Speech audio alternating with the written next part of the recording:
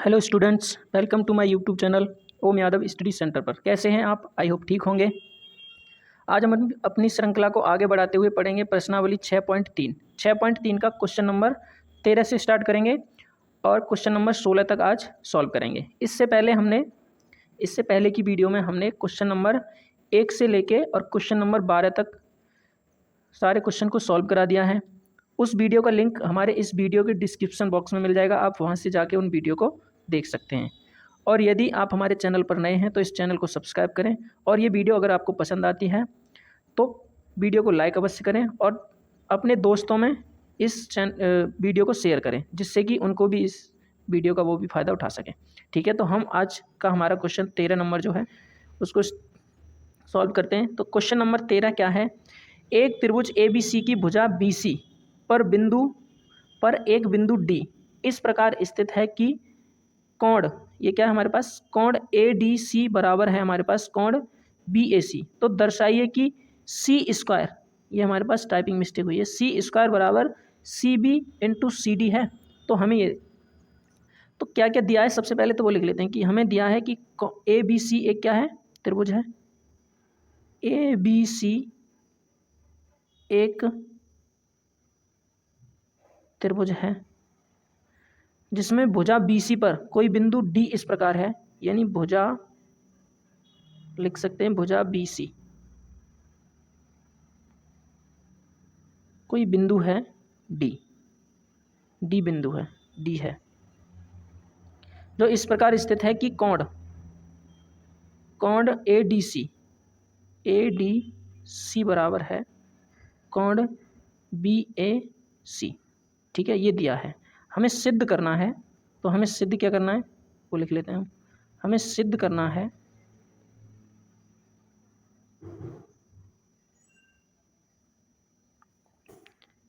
CA² बराबर CB into CD। ये हमें क्या करना है, सिद्ध करना है। ठीक है, तो बड़ी आसानी से हम इसको सिद्ध करेंगे। तो सबसे पहले इसके लिए मुझे एक चित्र बनाना होगा, तो मैं एक चित्र बना लेता हूँ। इधर चित्र हमने ये बना लिया एक चित्र इसके लिए। ठीक है, तो हमारा चित्र है, ये A है, ये B है, और ये C है, और ये है D। ठीक है, अब देखो हमसे कह रहा है कि हमें सिद्ध क्या करना है, CA² बराबर CB इंटू CD। तो सबसे पहले एक त्रिभुज ABC हमने ले लिया जिसपे एक बिंदु D, BC पर एक D बिंदु है जो कि हमारे दिख रहा है। ठीक है, और ये इस प्रकार स्थित है कि कोण ADC, यानी कोण ADC, ये वाला जो कोण है, ये वाला कोण, वो हमारे इस कोण BAC यानी BAC इस पूरे कोण के क्या है, बराबर है। ठीक है, ये हमें इसमें दिया है। तो मैं यहाँ पे ले लेता हूँ त्रिभुज, यहाँ से मैं हल करूँगा इसको, हल तो मैं लिखूँगा त्रिभुज ADC और त्रिभुज BAC। क्या लूँगा, त्रिभुज BAC क्योंकि हमारे पास ये वाला कोण और ये कोण है। ठीक है, ये दोनों बराबर हैं, इसलिए मैंने कोण ADC लिया और कोण त्रिभुज BAC लिया। ठीक है, अब देखो हमें इसे करना है समरूप पहले। तो समरूप करने के लिए मेरे पास कुछ प्रॉपर्टीज़ हैं, जैसे या तो एंगल समान हो जाए या साइड समान हो जाए। तो मुझे पता है कि त्रिभुज ADC यानी ADC में कोण D हमारा क्या है, कोण D बराबर है किसके, BAC में कोण A के, जो कि हमें दिया है। ये क्या है, ये दिया है। ठीक है, अब ध्यान से इधर देखना, जैसे मेरे पास त्रिभुज ये है ADC और एक त्रिभुज है BAC। तो ये C जो कोण है C, ये दोनों में कॉमन है, C कोण क्या है, दोनों में कॉमन है। तो मैं यहाँ से लिख सकता हूँ कि कोण C बराबर कोण C हो जाएगा मेरा, और ये कैसा हो जाएगा, ओवेनिस्ट। अब देखो हमारी एक कसौटी होती है कि एंगल कसौटी से, एंगल कसौटी से ये हमारा हो जाएगा त्रिभुज ADC समरूप हो जाएगा किसके, त्रिभुज BAC के। जब ये हमारा समरूप हो जाएगा तो मैं इसको लिख सकता हूँ, क्या लिख सकता हूँ बताओ इसको, मैं इसको समरूप को लिख सकता हूँ। अब जैसे ही हमारे पास ये समरूप आ गया तो इसका रेशियो में बराबर कर सकता हूँ, यानी इन भुजाओं का अनुपात क्या हो जाता है हमारे पास, समान अनुपात हो जाता है। तो मैं यहाँ से अगर इसको अनुपात में लिखना चाहूँ तो मैं लिख सकता हूँ कि AD अपॉन में BA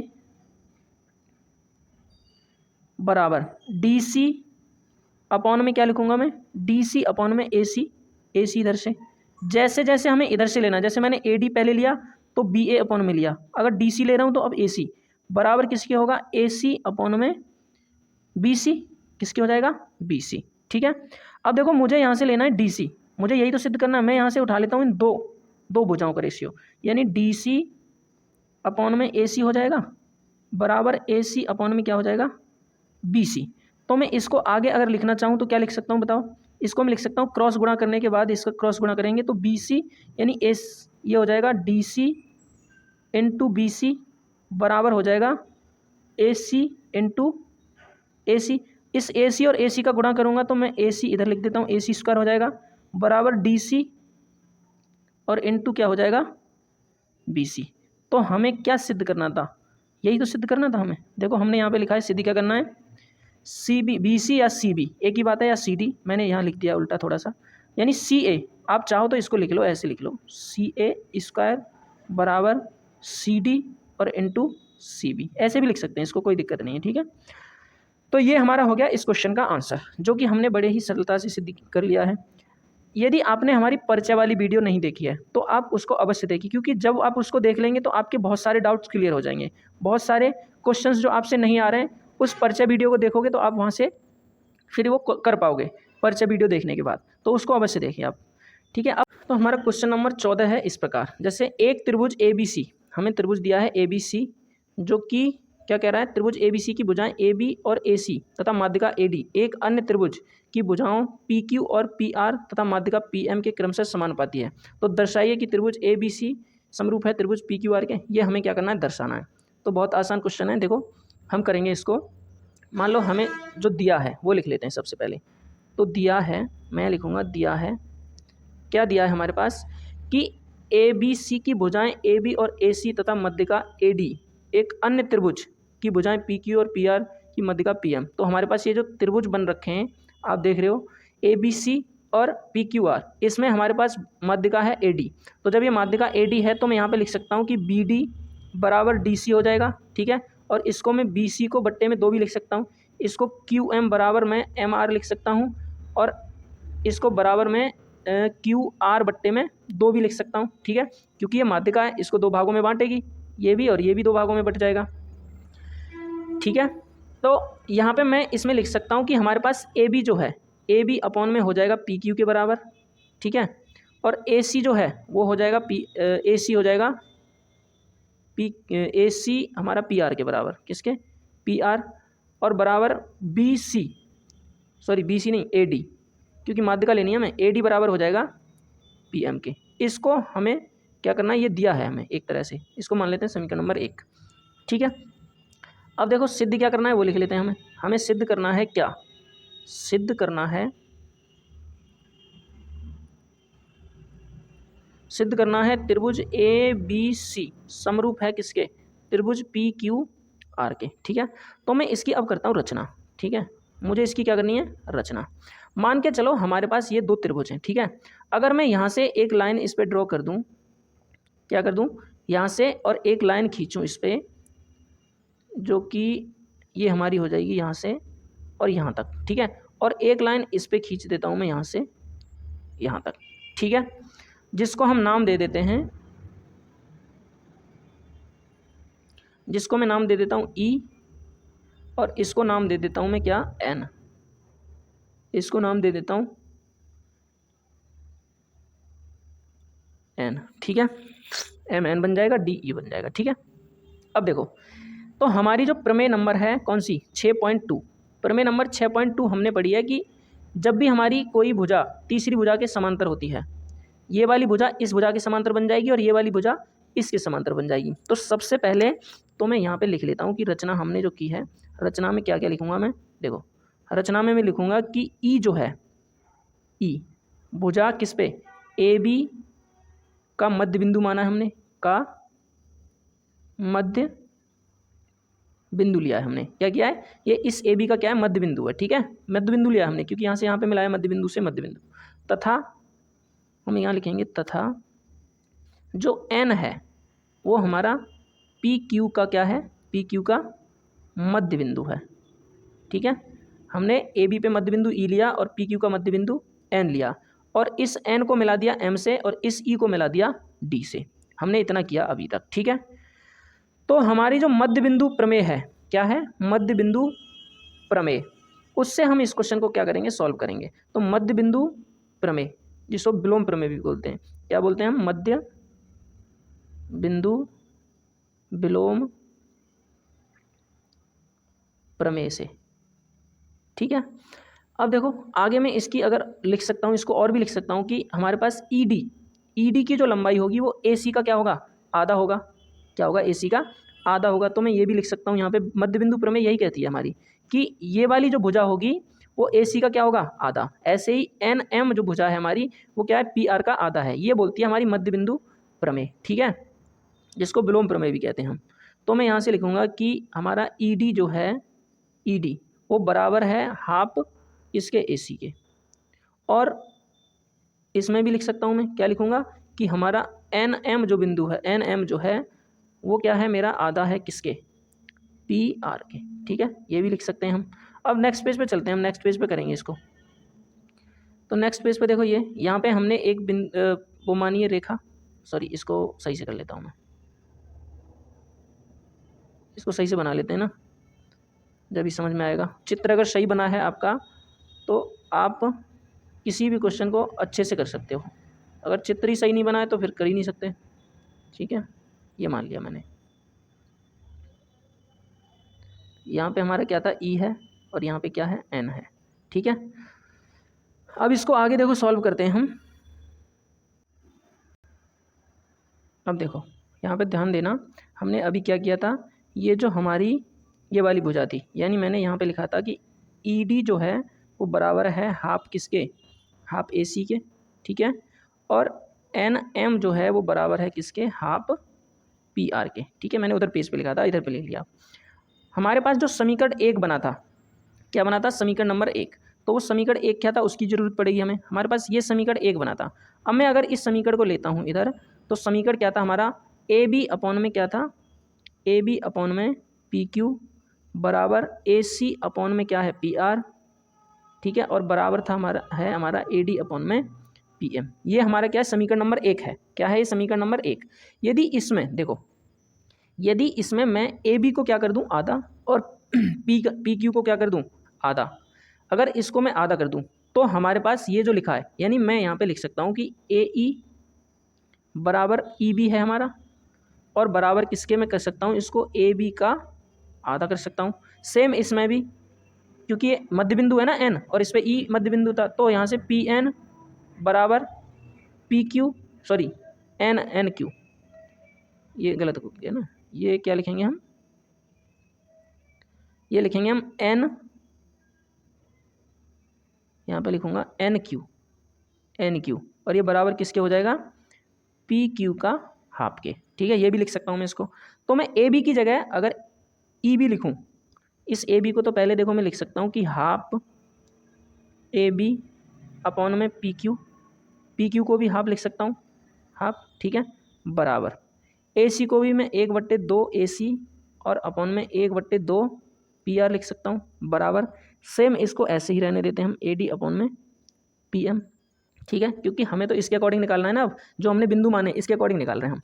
तो देखो ए बी को मैं लिख सकता हूँ यहाँ पे ए ई, क्या लिख सकता हूँ, ए ई लिख सकता हूँ कि नहीं, ए ई अपॉन में पी क्यू को मैं लिख सकता हूँ पी एन, क्या लिख सकता हूँ, पी एन, तो पी एन लिख देता हूँ इसको, बराबर ए सी को इसको ई डी लिख सकता हूँ, ई डी ये वाला, और अपॉन में क्या हो जाएगा, पी आर को क्या लिखेंगे हम, एन एम, क्या लिखेंगे, एन एम, बराबर ए डी अपॉन में क्या हो जाएगा, पी एम, यही हो जाएगा ना। अब ध्यान दो, हमें जो सिद्ध क्या करना था, त्रिभुज ए बी सी, क्या करना था, त्रिभुज ए बी सी और त्रिभुज पी क्यू आर, ये क्या समरूप होंगे, यही तो सिद्ध करना था हमें। तो देखो ए ई अपॉन में पी एन, ठीक है, अपॉन में पी एन हो गया, ई डी अपॉन में क्या हो गया हमारा, एन एम हो गया, और ए डी अपॉन में पी एम हो गया। तो यहाँ से हमारा क्या निकल के आता है, हमारा यहाँ से देखो, इसमें जो भुजाएं हैं, सारी भुजाएं अब तो इक्वल हो गई ना हमारी, यानी रेशियो जो है सारी भुजाओं का कैसा हो गया, समान हो गया। तो मैं यहाँ से लिख सकता हूँ कि एस एस कसौटी से, यानी ई ए ई ये वाली त्रिभुज अगर हमने ली है, तो ए ई अपॉन में पी एन, ये वाली भुजा का रेशियो, और ईडी अपॉन में एन एम का रेशियो, ठीक है, बराबर है हमारा एडी अपॉन में पी एम के रेशियो के, ठीक है, पी एम के रेशियो के। तो यहाँ से हम लिख सकते हैं कि त्रिभुज जो हमारे पास है ए ई डी, वो समरूप बन रही है किसके, त्रिभुज किसके बन रही है, त्रिभुज पी एन एम के, त्रिभुज पी एन एम के।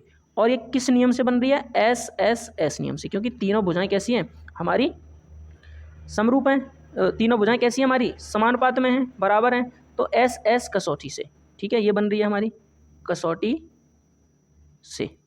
अब देखो मान के चलो, अब हमें ये वाला कोण मैंने मान लिया 1, और इस वाले कोण को मान लेता हूँ मैं 2, इस वाले कोण को मान लेता हूँ 3, और इस वाले कोण को मान लेता हूँ मैं 4, ठीक है। तो इसी प्रकार ए ई डी जैसे हमारा समरूप हुआ है त्रिभुज ए ई डी, जैसे हमारा त्रिभुज ए ई डी समरूप हुआ है, ऐसे ही हम त्रिभुज हमारे पास कोण जो बने इसी प्रकार, यानी कोण 1 और कोण 2, सॉरी कोण 3 और कोण 2। तो ये वाला जो त्रिभुज है इसका कोण 1, ये संगत भुजा है ना, इस संगत भुजा का कोण 1 और इस संगत भुजा का कोण 2, ये भी तो समांतर हो जाएगा हमारा, हो जाएगा कि नहीं बताओ। क्योंकि हम यहाँ लिख सकते हैं फिर कि कोण 1 बराबर क्या है हमारा, कोण 2, और ये कैसे है, संगत भुजाओं से बना कोण। अब इसी प्रकार हम आगे भी लिख सकते हैं, इसी प्रकार त्रिभुज इसमें 3 बराबर 4 हो जाएगा, ये तो ए बी सी में था। तो इसी प्रकार क्या हो जाएगा हमारा त्रिभुज, इसी प्रकार लिखूंगा मैं, कोण 3 बराबर क्या हो जाएगा, कोण 4 हो जाएगा, ठीक है। तो इसको मान लेते हैं समीकरण नंबर 1 हम, और इसको मैं मान लेता हूँ समीकरण नंबर 2। तो यहाँ से देखो एक और हमारा निकल के आएगा, इसके लिए मुझे और पेज लेना पड़ेगा नया। मैं यहाँ से लेता हूँ समीकरण 1 व समीकरण 2। समीकरण 1 और 2 लेंगे तो मैं अगर इनको जोड़ दूं, यानी कोण 1 प्लस कोण 3 बराबर कोण 2 प्लस कोण क्या करेंगे हम 4, आपस में मैंने जोड़ दिया, यानी क्या था हमारा, देखो ऐसे ही तो था, कोण 1 बराबर क्या था हमारा, कोण 2, और कोण 3 बराबर क्या था, कोण 4। तो इन दोनों को जैसे ही मैंने जोड़ा, इन दोनों को क्या किया मैंने जोड़ा, तो कोण 1 प्लस कोण 3 करूँगा इधर, और कोण 2 प्लस कोण 4 करूँगा। तो यहाँ से क्या निकल जाएगा मेरे पास, ये कोण 1 प्लस कोण 3 किसके बराबर है, देखो पीछे देखो पेज पे, कोण 1 प्लस कोण 2 किसके बराबर है, ए के, और कोण पी प्लस कोण 4 किसके, 3 प्लस कोण 4 किसके बराबर है। तो यहाँ देखो हमने यहाँ पे लिखा है क्या, कोण 1 प्लस कोण 3, तो ये हमारा हो जाएगा कोण ए के बराबर, इसको मैं लिख सकता हूँ, और कोण 2 कोण 4 को क्या लिख सकता हूँ, कोण पी, ठीक है, ये लिख सकता हूँ मैं यहाँ से। अब देखो आगे, देखो एक मिस्टेक हमारी इसमें क्या हुई है, इस वाले कोण को हमने जो 2 माना है, ये जो कोण है इसको 2 ना मान के हमें 3 मानना है, और इसको 3 ना मान के हमें 2 मानना है, ठीक है। ये थोड़ी सी गलती हुई है हमसे, इसको मानना है हमें 3 और इसको मानना है 2, जब तो हमारा कोण 1 बराबर कोण 2 होगा, क्योंकि ये वाली त्रिभुज ही तो समरूप हुए थे हमारे, त्रिभुज ए ई डी समरूप था हमारा त्रिभुज क्या, पी एन एम। तो इन दोनों कोणों को हमने बराबर किया था ना, तो ये वाले कोण और ये वाले कोण बराबर थे, और एक कोण 2 के बराबर था, ठीक है, ऐसे करना था हमें, थोड़ी सी सिली मिस्टेक थी हमारी। अब मैं यहाँ से देखो कोण 1 प्लस कोण 3, तो कोण 1 प्लस 3 कोण कहाँ बन रहा है हमारा, कोण 1 प्लस 3 ये बन रहा है, तो इसको मैंने जोड़ा, तो इसको मैं दोनों को जोड़ के ए के बराबर लिख सकता हूँ, और इन दोनों को जोड़ के पी के बराबर, ठीक है। तो वही मैंने लिखा है यहाँ पे। तो यहाँ से देखो कोण 1 को प्लस 3 को ए लिख दिया, और कोण 2 प्लस कोण 4 को पी लिख दिया, ठीक है।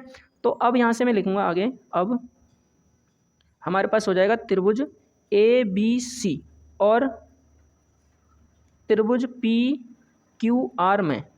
तो हमें पता है कि इसमें कोण ए बराबर कोण पी मिल गया हमें, ध्यान देना इधर देखो, 1 मिनट पीछे चलते हैं हम, यहाँ से देखो इस वाली त्रिभुज में अब मैं अगर लेता हूँ तो यही सिद्ध, तो यही करना है ना हमें, सिद्ध क्या करना है वो देखो, तो ए बी सी त्रिभुज पी क्यू आर के समरूप है कि नहीं, तो ए इसमें और इसमें ये पी दोनों बराबर हो जाएंगे।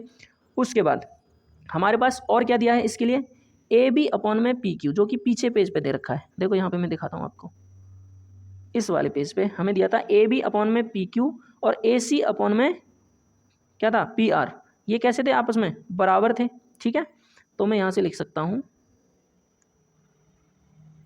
मैं यहाँ से लिख सकता हूँ कि ए बी अपॉन में पी क्यू बराबर क्या था हमारा, ए सी अपॉन में क्या था, पी आर, ठीक है। तो ये भुजा बराबर हो गई, दो भुजाएं आपस में। तो हम यहाँ लिख सकते हैं कि एस ए एस नियम से एक एंगल बराबर हो गया और दो भुजाओं का रेशियो। एस ए एस नियम से त्रिभुज ए बी सी समरूप है किसके, त्रिभुज पी क्यू आर के। तो आशा करता हूँ ये क्वेश्चन आपको समझ में आया होगा।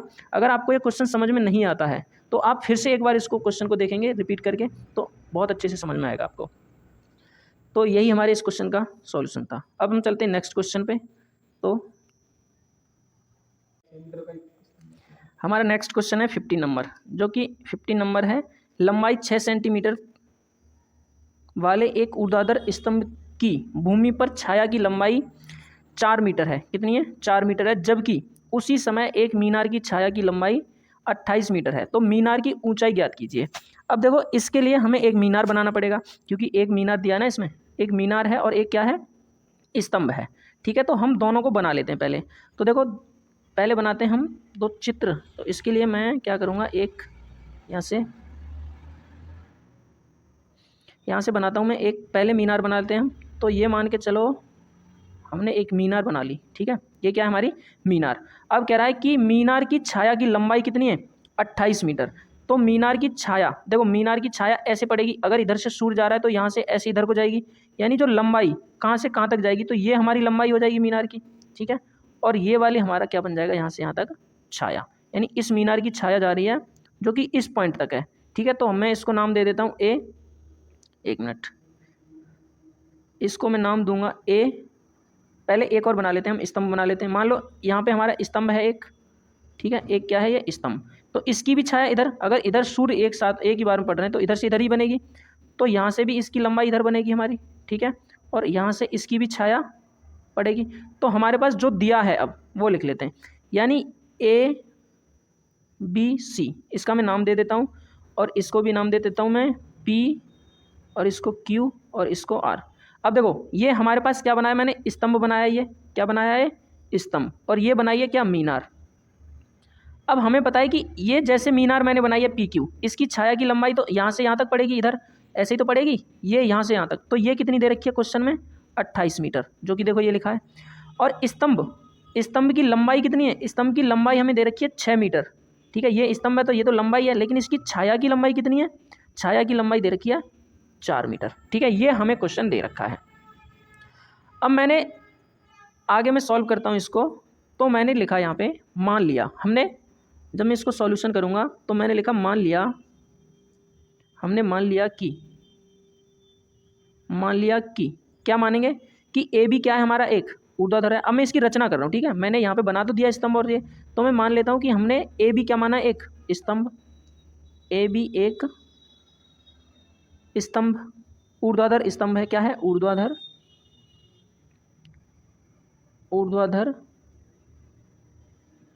स्तंभ है, ठीक है।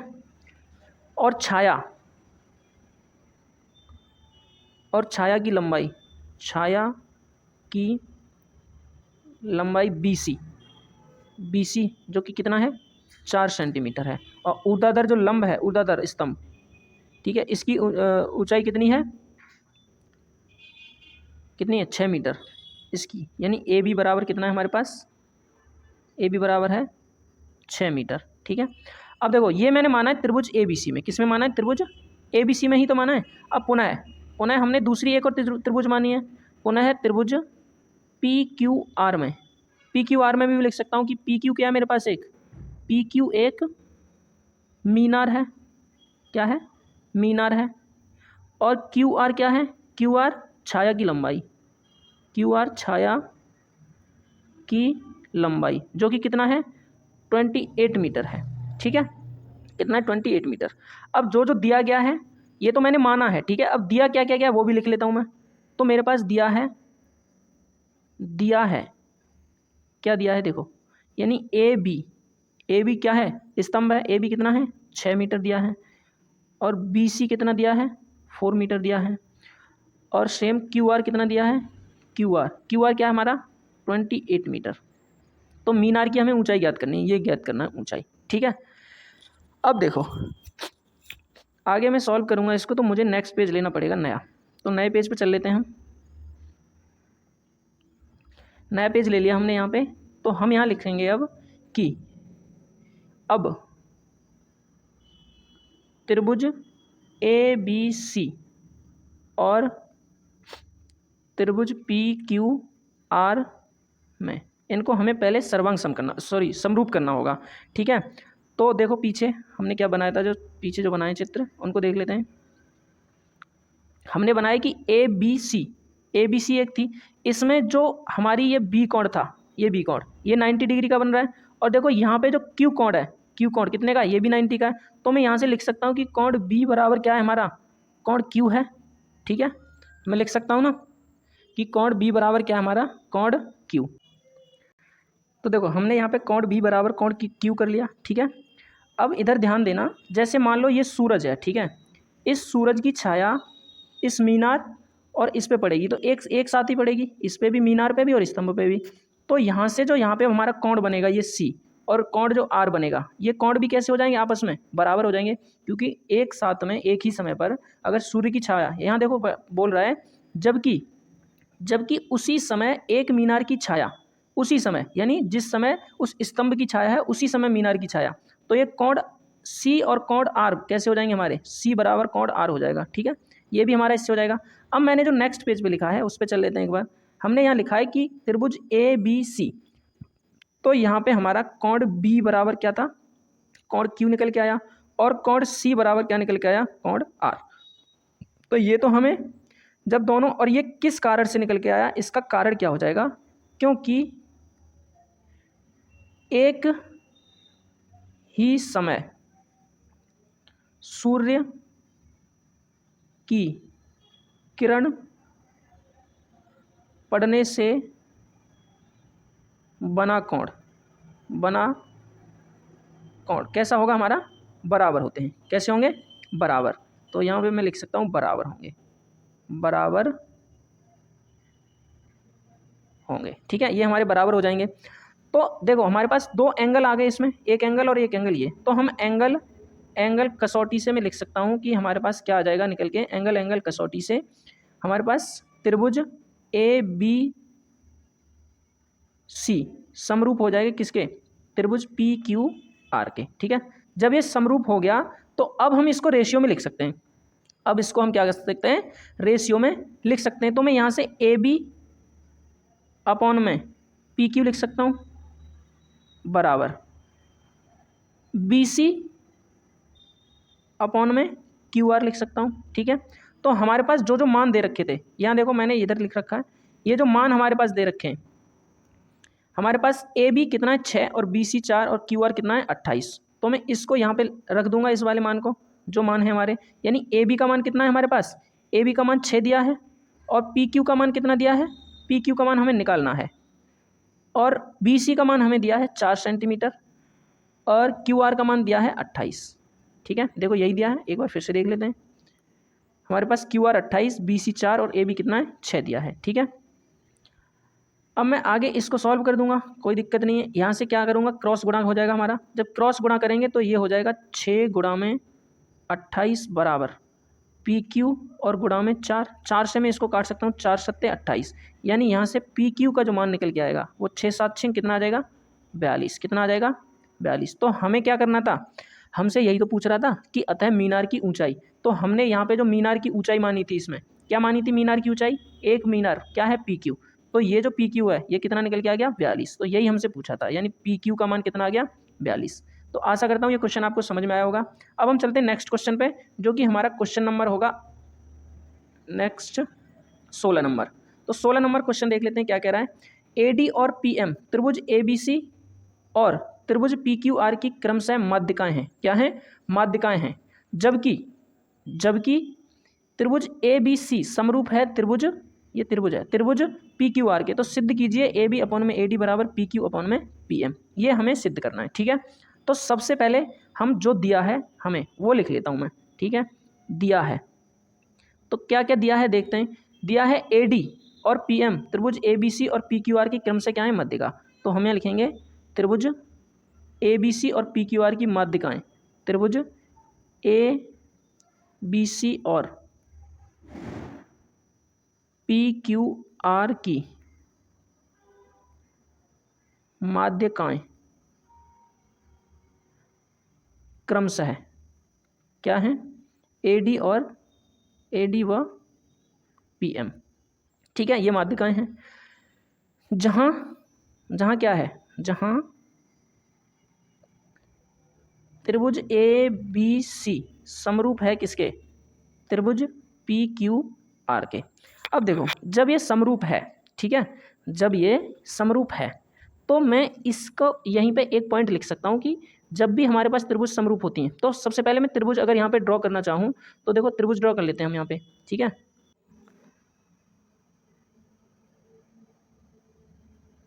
मैं यहाँ पे दो त्रिभुज बना लेता हूँ पहले। ठीक है, मान लो हमारे पास ये दो त्रिभुज हैं। ठीक है, अब इनमें माध्यिकाएं मुझे बनानी है तो माध्यिका बना लेता हूँ मैं, यानी इसकी माध्यिका हमारे पास ये हो जाएगी। ठीक है, और इसकी माध्यिका ये हो जाएगी,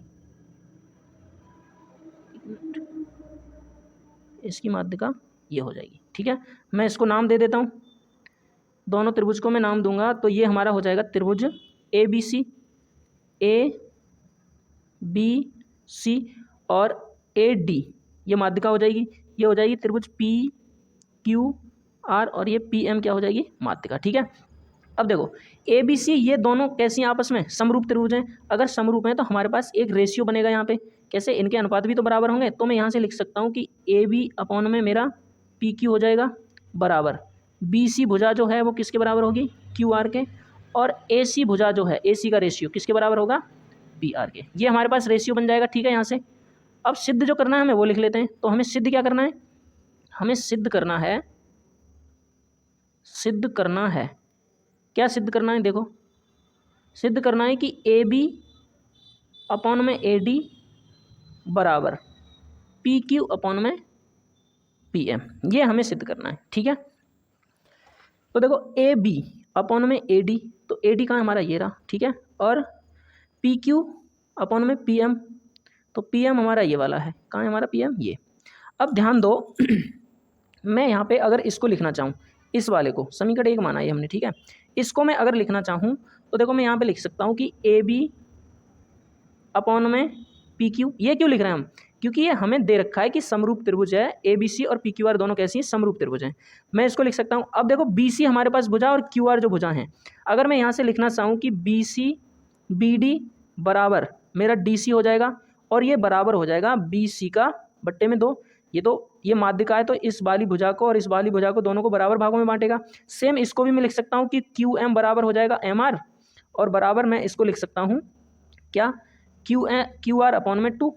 ये तीनों बराबर हैं, तो क्यों ना मैं इसकी जगह बी सी की जगह मैं लिख दूँ, यहाँ पे बी सी की जगह मैं लिख सकता हूँ यहाँ पे कि 1/2 बी सी अपॉन में क्यू आर की जगह 1/2 अपॉन में क्यू आर।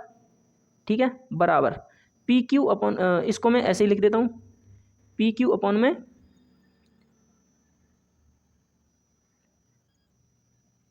इसको हम लिखते हैं पी क्यू, सॉरी ये क्या है, ए सी है ना, ए सी अपॉन में क्या लिखेंगे, पी आर। इसको सेम रहने देते हैं। ठीक है, अब देखो नेक्स्ट लाइन अगर मैं यहाँ पे लिखना चाहूँ इसी की, तो मैं यहाँ से लिख सकता हूँ कि हमारे पास ए बी अपॉन में क्या हो जाएगा, पी क्यू बराबर, इस बी सी को मैं बी डी या डी सी के बराबर लिख सकता हूँ, तो मैं यहाँ लिखता हूँ बी डी के बराबर, बी डी अपॉन में, क्योंकि आधा है ना ये भी, इसका आधा बराबर है, अपॉन में इसको क्यू आर को मैं लिख देता हूँ क्यू एम के बराबर, किसके, क्यू एम के, और बराबर ये हो जाएगा ए सी अपॉन में पी आर।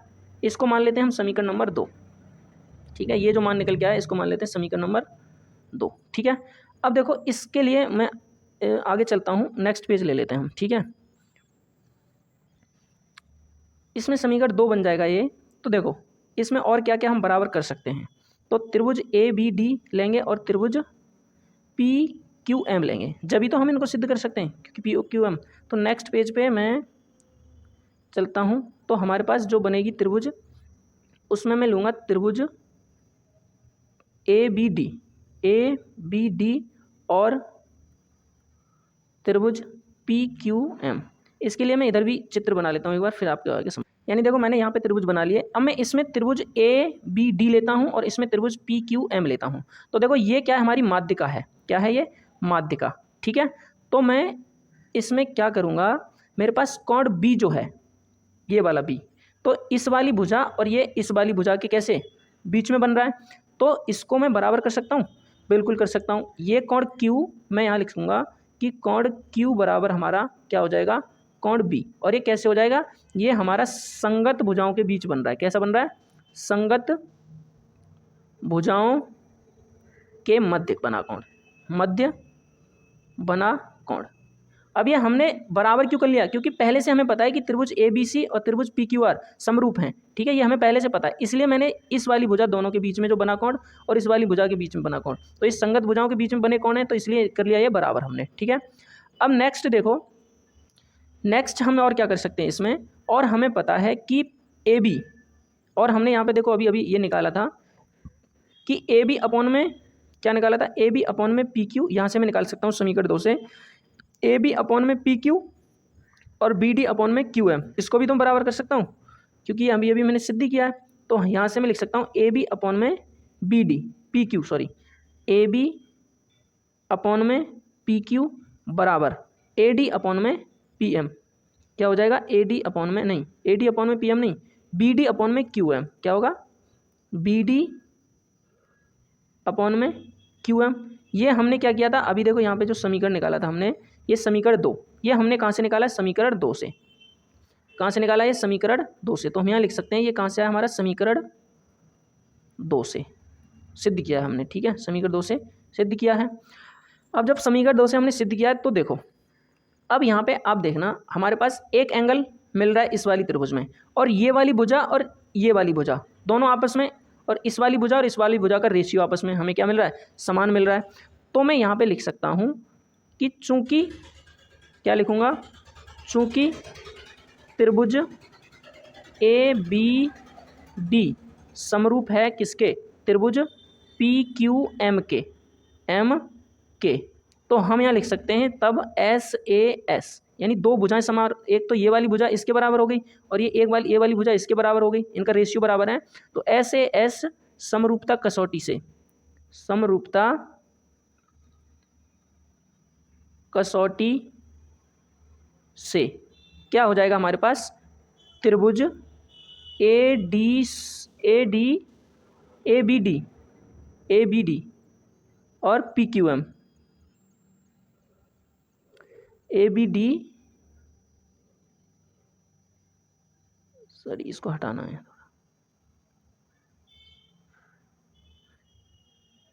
ए बी डी समरूप हो गया त्रिभुज पी क्यू एम के। ठीक है, ये हमारे पास हमने कर लिया ये सिद्ध। ठीक है, अब इसी प्रकार हम इसको दूसरे वाले को भी कर सकते हैं, इसी प्रकार हम दूसरे वाले को भी कर सकते हैं। इसी प्रकार हम त्रिभुज ए डी सी को समरूप कर सकते हैं त्रिभुज किसके, त्रिभुज पी एम आर के। ठीक है, इसी प्रकार जैसे हमने ये किया है वैसे ये हो जाएगा हमारा। तो हमारा जो क्वेश्चन नंबर 16 था हमने कर दिया सॉल्व, यानी इस प्रश्नावली के जितने भी क्वेश्चन थे, प्रश्नावली 6.2 आज हमने कर दिया समाप्त। ठीक है, तो यदि आपको ये वीडियो पसंद आती है तो वीडियो को लाइक अवश्य करें। यदि हमारे चैनल पर नए हैं तो चैनल को सब्सक्राइब करें और बेल आइकन प्रेस करें, जिससे कि आने वाली वीडियो की नोटिफिकेशन आपके पास सबसे पहले पहुंच सके। और ज़्यादा से ज़्यादा दोस्तों में शेयर करें, जिससे कि वो भी इस वीडियो का आनंद ले सकें और समझ सकें। और यदि आपने हमारी पिछली वीडियो नहीं देखी है तो आप हमारे इस वीडियो के डिस्क्रिप्शन बॉक्स में जाएंगे, वहाँ से आपको सारी लिंक मिलेंगी और मैंने प्लेलिस्ट भी बना रखी है, आप वहाँ से भी उन वीडियो को देख सकते हैं। तो आज के लिए इतना ही, मिलते हैं नेक्स्ट वीडियो में नए टॉपिक के साथ। जय हिंद।